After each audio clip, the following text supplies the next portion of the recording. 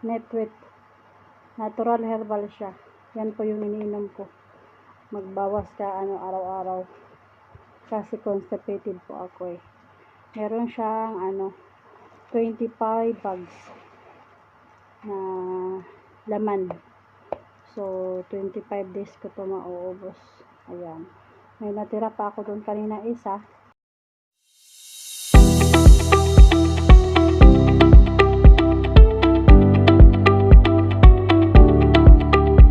Morning guys, for today's video guys, so ayan guys, na grocery ako ng ayan Royal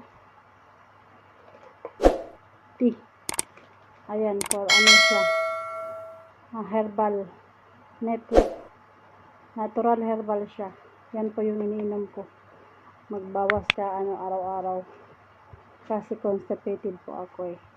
Meron siyang 25 bags na laman. So 25 days ko to mauubos. Ayan. May natira pa ako doon kanina isa.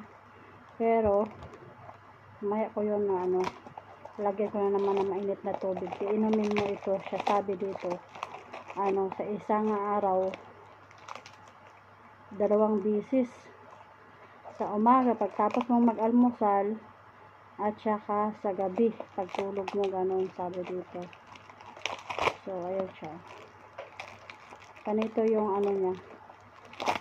Ganito yung laman niya. Nakita ko kasi ito sa Kuwait. Dati iniinom to ng kapatid ng amo ko para pangbawas siya ba. So nag-try din ako. Ang mahal niya guys. Meron ko yung sa atin yung mga herbal na ganito kung alam mo yan yan ang pakla niya grabe.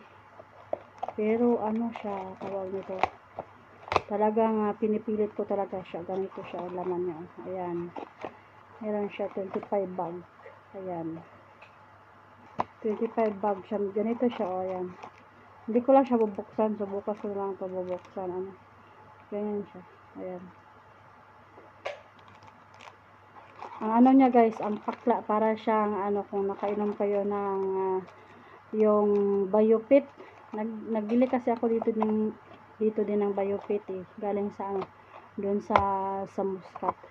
So ubos na siya, kaya ito na lang binili ko. Nagtry ako ng isang box. Effective naman siya, para siyang Biofit. So ito na lang bibilhin ko. Kasi yung magkano ba yung Biofit dito? Sobrang mahal, nasa 6 real yung isang bag na ganito.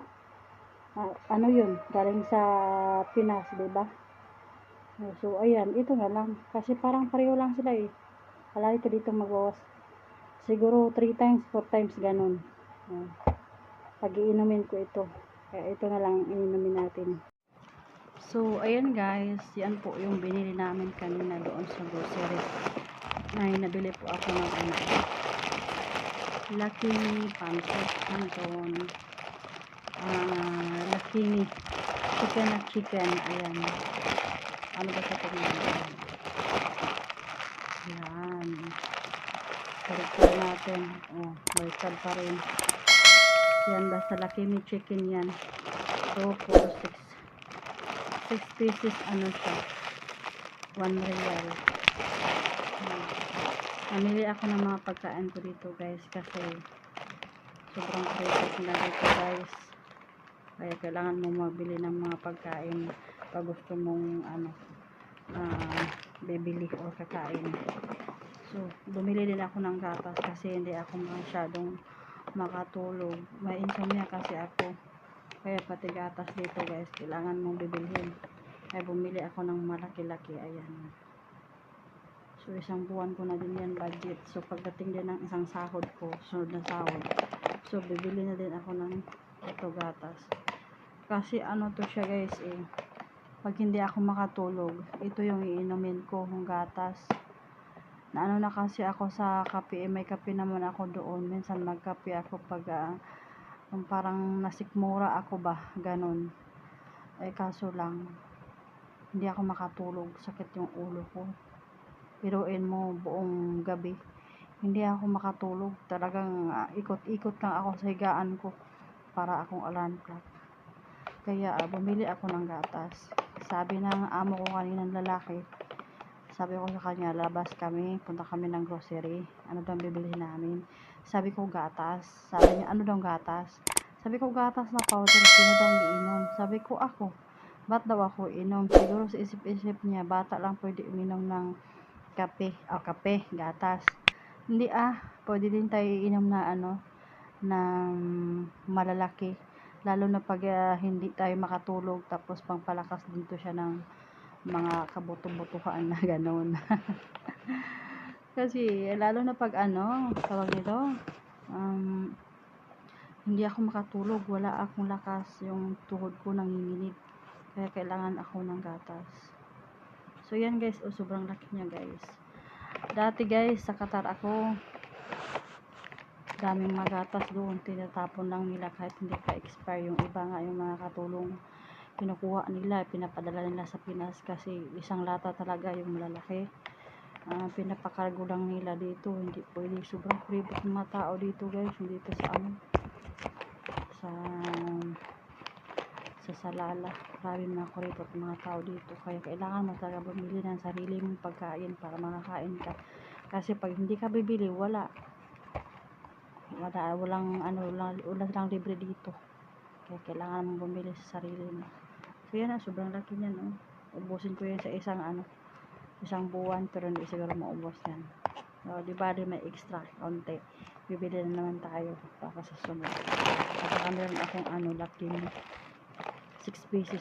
Meron akong binili yung nakaraan, matagal na yun, September, October pa ba yun. Binili ko siya, Lucky Me Beef. Pag gusto kong kumain o kaya gusto kong sumigop ng sabaw, so ayan, yan ang ko, kakainin ko. Gusto kong mag-stock ng pagkain ng mga Pinoy food, kaya sa sunod bibili na naman ako ng sardinas. Kaso lang, pag bibili ako ng sardinas, nako po, masisira na naman tong light natin. Yung binili ko nung September yata yon, September o October katapusan, bumili ako ng tuna, 6 pieces na tuna, kasi pang sahog ko sa lata para sa para sa sa ating pang dieting. So ayan,